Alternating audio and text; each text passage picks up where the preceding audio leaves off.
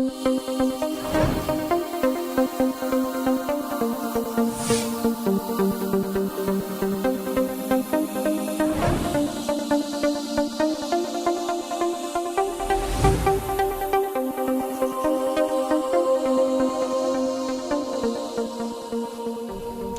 this is English News Service with a special edition 2013 News Review. We have compiled so many events and incidents that happens all the year 2013.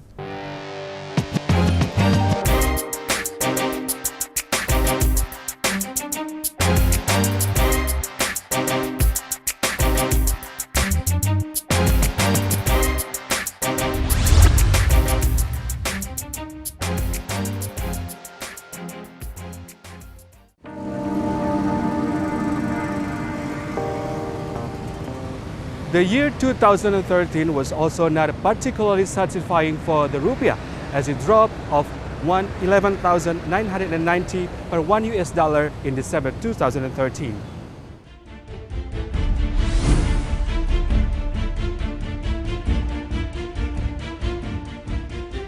Bank Indonesia may have used policy tools including interest rates and reserve requirements ratios to curb inflation and shrink the current account deficits to below 3% of gross domestic product in 2014 to improve the situation. But it has failed to lift the rupiah. Indonesia's most aggressive interest rate tightening in 8 years has also barely dented the current account shortfall, prompting calls for more increases that may help it curb capital outflows.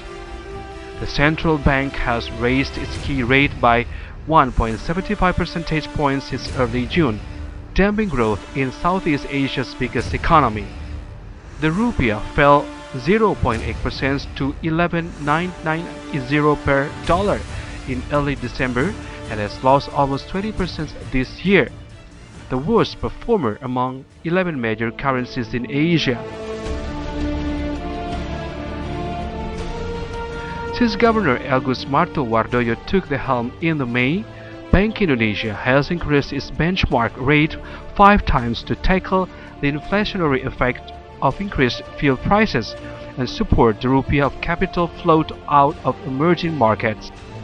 Investor sentiment also worsened after the current account deficit reached a record 4.4% of GDP in the second quarter, as an expanding middle class drives imports while commodity exports decline. However, there are signs of improvement. Exports rose for the first time in 19 months in October, and consumer prices climbed less than analysts estimated in November from a year ago.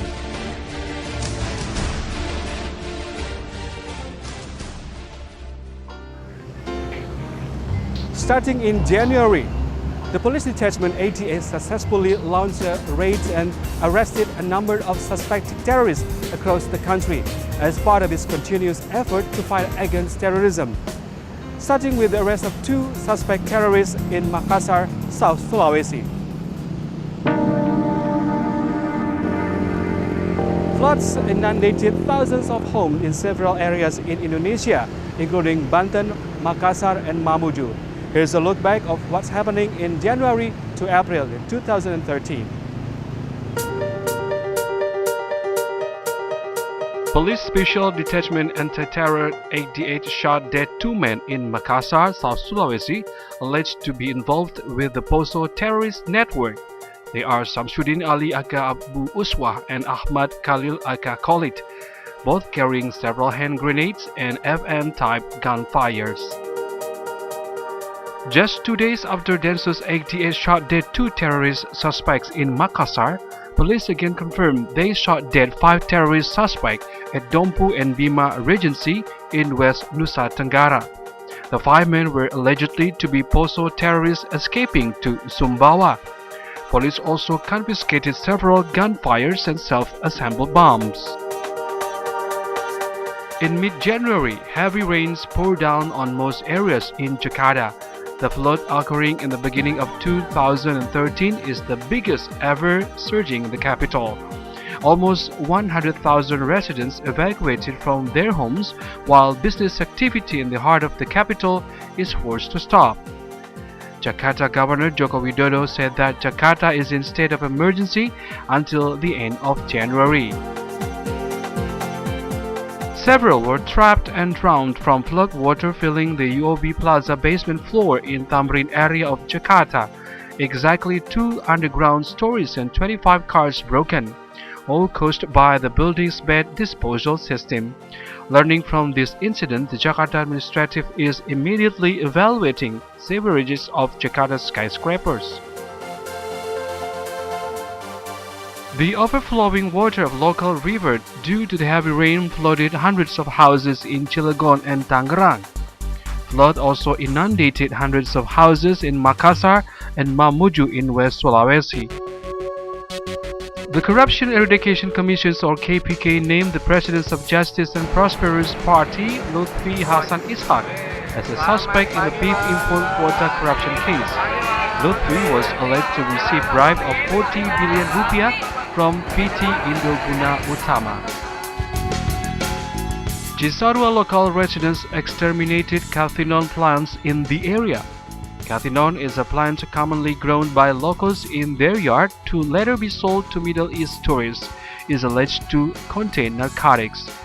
The issue with cathinon plant emerged after the police raided Rapi Ahmad, a known young celebrity, and found drugs that is made with cathinon as its basic material. Judges of Corruption Court sentenced Siti Hartati Murdaya of 2 years and 8 months imprisonment and a 150 million rupiah fine. She was found guilty in bribing Amran Batalipu Buol Regent with 3 billion rupiah regarding issuance of rights to land of 4,500 acres land for PT Cipta Cakra Murdaya. TNI soldiers and 4 civilians shot dead by unknown gunmen in separate locations in Puncak Jaya and Puncak, Papua Regency. The TNI officers were shot on their way to the airport to pick up communication device and logistic aid. KPK named Anas Urbaningrum as suspect in Hambalang Sports Center project corruption case in West Java. He was strongly alleged to receive money relating to Hambalang project during the times when he served as a DPR member from the Democrat faction in 2004. Tens of unknown gunmen penetrated and attacked Cebongan Penitentiary in Sleman, Yogyakarta and shot dead 4 inmates with a case of killing First Sergeant Santoso, a Kopassus officers at the local cafe. The 4 inmates were entrusted in the Cebongan Penitentiary by the Jogja police. 8 Burmese immigrants died in the Medan Immigration Detention House due to a clash between the Muslims and Buddhist Rohingya Burmese asylum seekers in North Sumatra. About 100 Rohingya Burmese asylum seekers were stranded in the East Aceh waters last year and were put in Medan Immigration Detention House later. The Jakarta police confiscated 126 ecstasy pills worth 38 billion rupiah from 3 men down at Cikupa Toll Road while heading to Jakarta. At the same time, police also secured evidences such as ecstasy molding tools from a house at Titian Asri Bekasi housing in West Java. A Boeing 373-800 of Lion Air airline with a flight number JT904 failed to land in airport runway, then crashed and landed on the Bali waters. No casualties reported in the incident. The plane is of new type and was declared airborne worthy.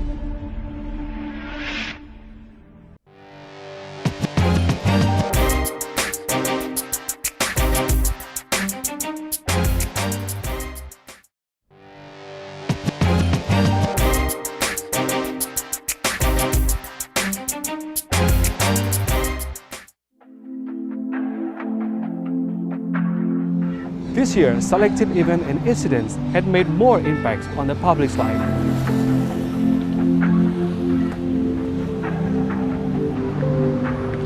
For example, this year dealt with one of the most high-profile scandals, as the Constitutional Court Chief Justice Akil Mukhtar was arrested by the Eradication Commission, or KPK, for the bribery case. Aqil Mukhtar, who has since been replaced as head of the court by Hamdan Zulfa, was arrested at his official house in the Widya Chandra housing complex. Aqil had allegedly received bribe money in Singaporean and US dollars amounting to nearly 3 billion rupiah from Golkar lawmaker Khairunisa and businessman Cornelius Nalau. The bribe money was allegedly given so Aqil would rule the Gunung Mas region election dispute on the incumbent's favor. The scandal was a severe blow to Indonesia's democracy and commitment to eradicating corruption. Since its inception in 2003, this was the first high-profile scandal the Constitutional Court has ever faced, just months ahead of the upcoming 2014 general election, as an institution charged with settling election disputes in the country. Aqil's arrest was seen as not only hurting the nation's democracy, but also further damaging the public's trust in government officials, politicians and law enforcement officials. Before replacing Muhammad Mahfud MD as the new Chief Justice, Aqil had been a Golkar politician, and he now faces two main charges of engaging in graft and money laundering.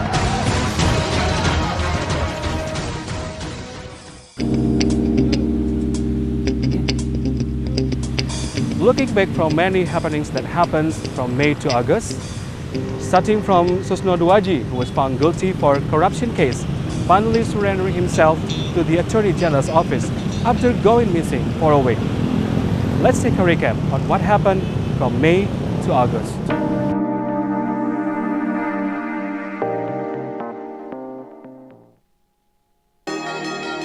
Police arrest two terrorists in Bendungan Hilir of Central Jakarta and another at Jalan Bangka of Kemang, South Jakarta, and secured 5 bombs. Both men planned to launch an act of terror in Rohingya in Myanmar by sending explosive packages to Myanmar. Susno Duaji, guilty for corruption, surrendered himself to the Attorney General's office after missing for a week. The police appreciate Susno's move. Police, together with the Human Rights Commission and Kontras, raided and sealed a house following reports of 46 workers being forced to work without pay and mistreated in a pan factory in Tangerang. Police and 3 terrorist suspects were involved in an exchange of fire, where the 3 suspects refused police arrest at a rented house in Batu Rengat of Cigondewa Hilir in Marga Asih, Bandung. The 3 suspects were gunned down by police in the raid. A police security post in Tasikmalaya was attacked and hurled with a handmade explosive by 2 men on a running motorcycle. A police officer on guard was injured in the incident as one of the perpetrators was shot dead by police. The security post has been the target of an identified group of men causing fear within the society. Police tightly guards the crime scene at Jalan Raya Titian Indah in Bekasi of West Java, where John K. Franciscus Refra alias Tito K was killed by a man on a passing motorcycle. After the Cirebon police office was a target of a suicide bomber back in April 2011, the Poso police office in Central Sulawesi was apparently the next target of a group of men launching terror across the country. People's Consultative Assembly Speaker Taufik Kemas was buried in a state burial service led by President Yudhoyono. Taufik Kemas passed away after being treated for days in Singapore. An Indonesian female worker was killed in an arson triggered by an act of protest of thousands of Indonesian workers in front of the Indonesian Consul General's office in Jeddah, Saudi Arabia. The workers came to the office to ask about their immigration status. Police names the Goliath Tabuni group as the one most responsible for the shooting of a TNI officer, Second Lieutenant E. Wayan Sukarte, at Jingonikme district in Puncak Jaya, Papua.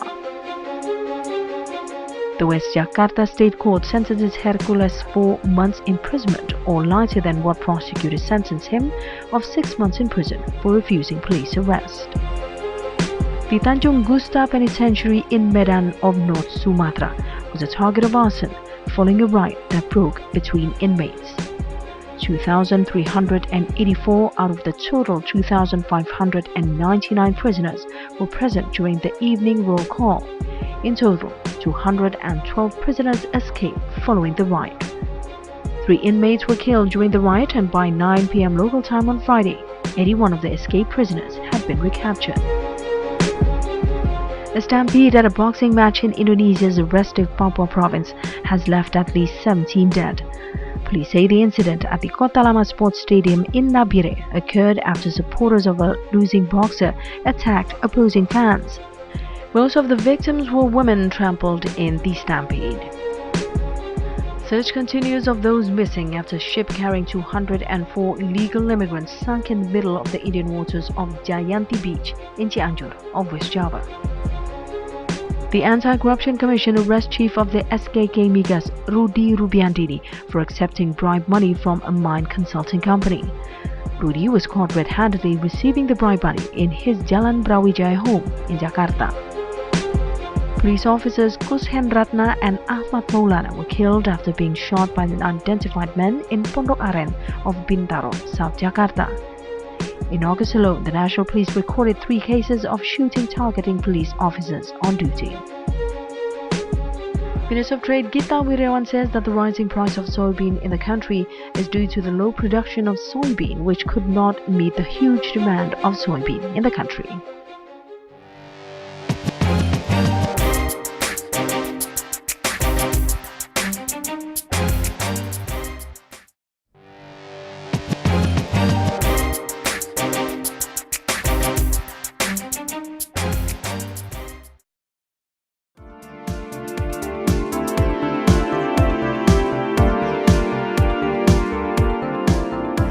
This year, we also witnessed a number of natural disasters that shook the country. One in particular is the eruption of Mount Sinabung in North Sumatra, which has displaced thousands of people.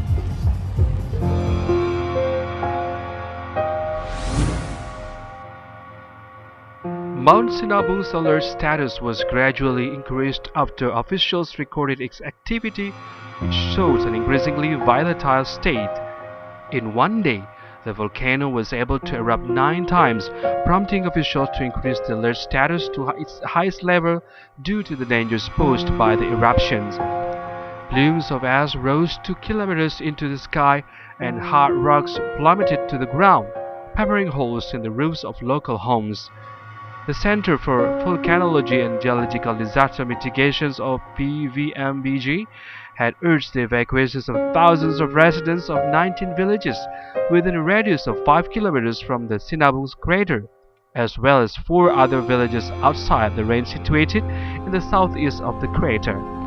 Meanwhile, according to the National Disaster Mitigation Agency (BNPB), at least 6,300 people had been evacuated from villages around the 2,640-meter-high volcano. In total, Mount Sinabung's eruption has forced nearly 18,000 people to flee from the area. Mount Sinabung is one of the dozen active volcanoes in Indonesia, which straddles major tectonic fault lines known as the Ring of Fire.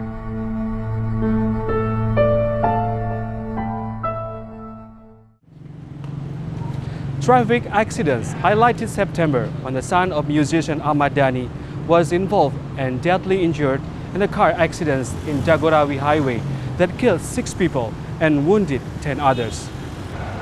And also police officers across the country being the target of shootings by unknown group of men as their effort to launch a terrorist in the country. And here's the series of events from September to December.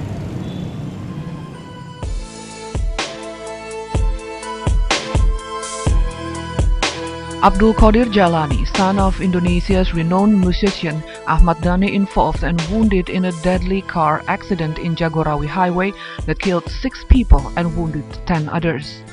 The case became a national issue since AQJ is not of age to drive a car. He did not own a driving license. He did not have the permission from his parents to use the car.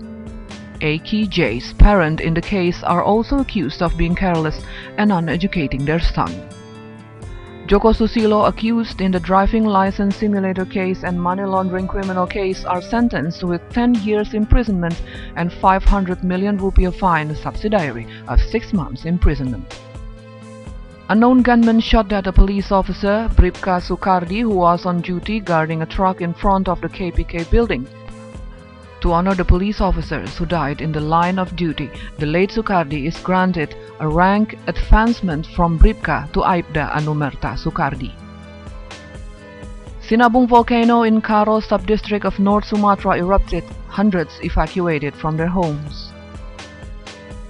KPK busted Akil Mokhtar, Chief Judge of the Constitutional Court, red-handedly along with 4 others in his house in South Jakarta area. Akil Mokhtar was alleged to receive bribe money related to the Gunung Mas election dispute.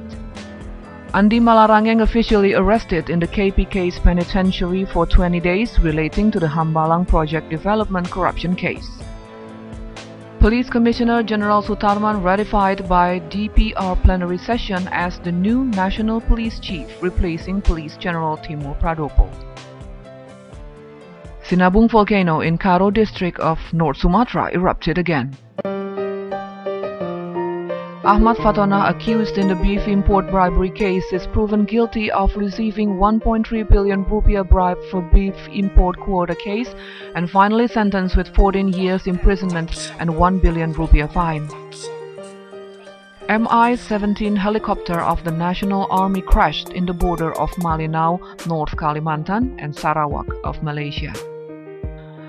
Australia and America were revealed to be doing wiretapping to the president's mobile phone and several others around the president's circle.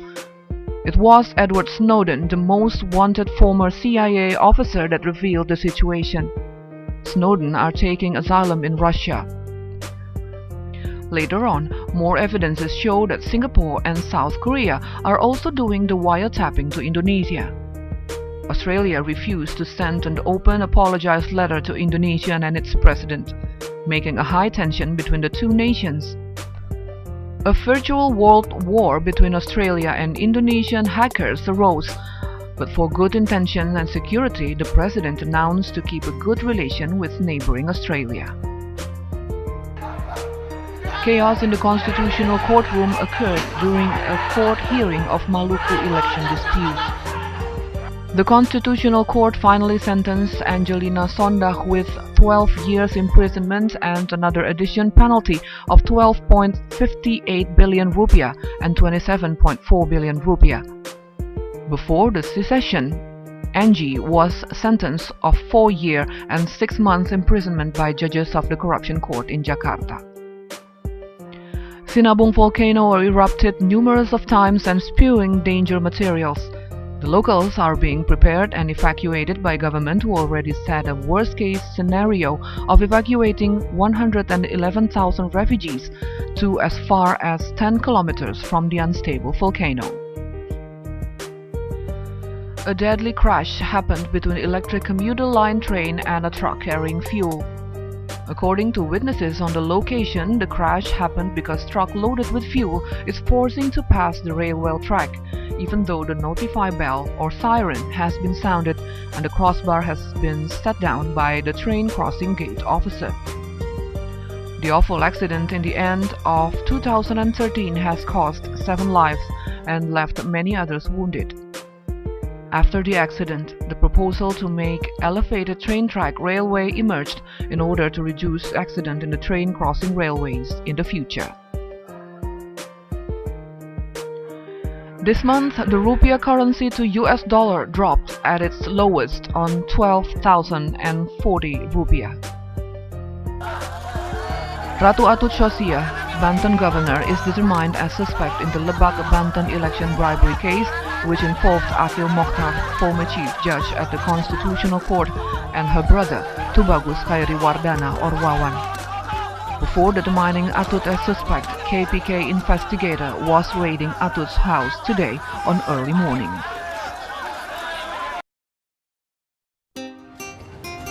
Well, that wraps up our special edition for tonight, the 2013 News Review. On behalf of the entire crew, we would like to wish you a very happy new year and success in the future. Thank you and goodbye for now.